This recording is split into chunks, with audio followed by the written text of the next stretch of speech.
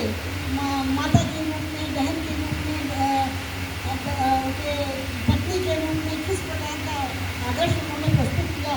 ऐसे तो रामायण में हमें बहुत सारे आदर्श, रामायण के बराबर कोई आदर्श हमारे में नहीं है। राम जी का चरित्र अगर हम पढ़ लेते हैं तो निश्चित रूप से एक आदर्श पुरुष का चरित्र हमारे सामने आता है और हमें हमारे समाज को कैसे चलना चाहिए। ये चरित्र केवल राम जी का नहीं, उनके पूरे परिवार का, माता कौशल्या हो या फिर कैकेयी हो या फिर सुमित्रा हो या फिर उर्मिला जो लक्ष्मण जी की पत्नी थी, जिनका नाम या फिर सीता जी जो जिन्होंने अपने पति की सेवा के लिए अपना जो राजमहलों में पैदा हुई और पली बढ़ी और वहाँ रही और उसके बाद जंगलों में दर दर भटकने का समय जब आया तो उन्होंने राम जी का साथ नहीं छोड़ा। ऐसी आदर्श पत्नी के रूप में उन्होंने हमारे सामने उदाहरण प्रस्तुत किया।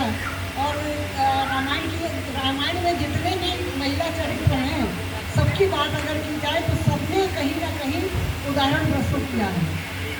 सीता जी का उदाहरण आपके सामने है। सीता जी का नवमी है और सीता नवमी पे उनका जन्म दिवस मनाया जाता है और उनका जन्म एक पृथ्वी से हुआ था।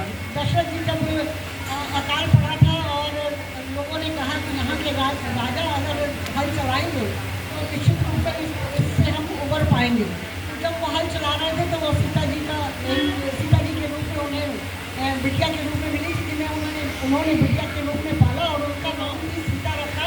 और सीता नाम हल का होता है और बिहार क्षेत्र में आज भी वो गांव है जहाँ पर सीता जी का वो जन्म हुआ था।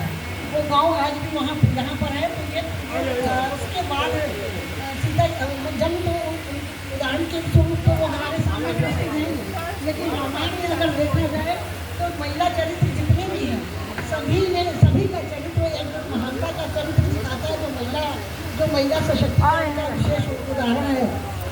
अगर कौशल्या जी के लिए कहा जाए तो कौशल्या जी ने